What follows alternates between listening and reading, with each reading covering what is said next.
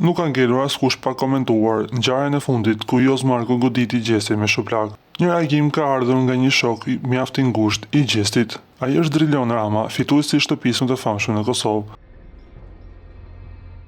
Ai reagoi duke mbrojtur Gjestin dhe lojën e tij nga fillimi i aventurës në shtëpinë më të famshme në Shqipëri.